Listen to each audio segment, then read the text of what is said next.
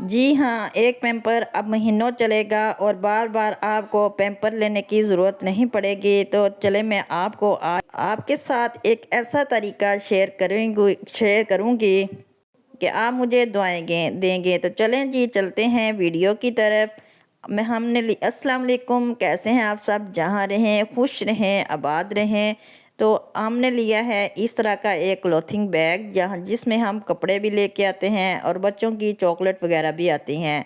तो इस तरह बेकरी से जो भी सामान आता है इस उन शॉपर्स में, तो वो बहुत ही नरम होते हैं। मैं आपको 2 तरह के शॉपर्स में पैम्पर को बताना दिखाऊँगी। तो आपने इस तरह से मैंने ये वाला पैम्पर शॉपर लिया है। तो मेरी आज तबीयत भी ज़रा ठीक नहीं है, गले में बहुत ही वायरल इन्फेक्शन हुआ है, जिससे मेरी आवाज़ ठीक से निकल नहीं रही। तो वीडियो भी बनाना ज़रूरी थी। तो इस तरह मैंने ये शॉपर लिया है जो हम बेकरी से लेके आते हैं। बच्चों की इसमें चॉकलेट वगैरह भी आती है, इसमें ब्रेड वगैरह भी आती है। ये बहुत ही नरम होता है, बहुत ही पुरस्कून सा होता है। आपने इस तरह से इसको चारों साइड से इस तरह कट कर लेना है। इस कट करने के बाद आपने इसके इस तरह 2 पार्ट कर लेने हैं। 2 पार्ट करने के बाद आपके लिए ये बहुत ही ईज़ी हो जाएगा। तो जब आप इसको कट कर लेंगे ना, तो इसको फिर मैं आपको बताऊँगी कि आपने इसको किस तरह यूज़ करना है।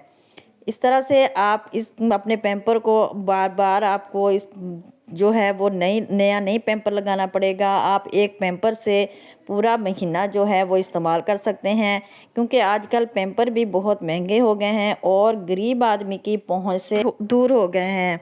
तो क्योंकि नॉर्मल जो गरीब आदमी है वो तो ख़रीद नहीं सकता इस तरह बार-बार पैम्पर। तो आपने करना ये है कि इस तरह से इसको कट कर लेना है। कट करने के बाद ये बहुत ही ईज़ी होता है, सॉफ्ट होता है। तो मैं आपको दूसरे शॉपर का बनाना भी दिखाऊँगी और इस तरह इस शॉपर का बनाना भी आपको दिखाऊँगी। फिर मैंने पैम्पर ले लेना है।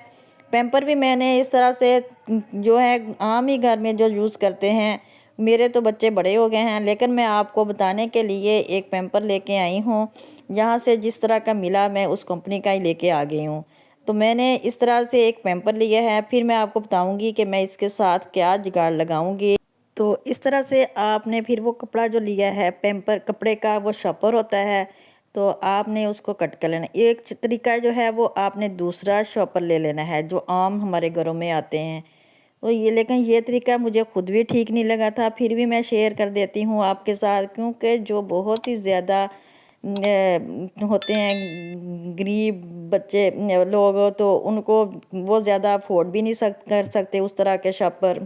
तो आपने उनको इस तरह से कट कर लेना है। कट करने के बाद उसी तरह उसी शॉपर की शेप से आपने इसको कट करना है। फिर आपने नॉर्मल जो है वो एक लॉन का कपड़ा लेना है, क्योंकि लॉन का जो बारीक कपड़ा होता है ना वो बहुत ही ईजी होता है, बच्चों के लिए पुरस्कून होता है।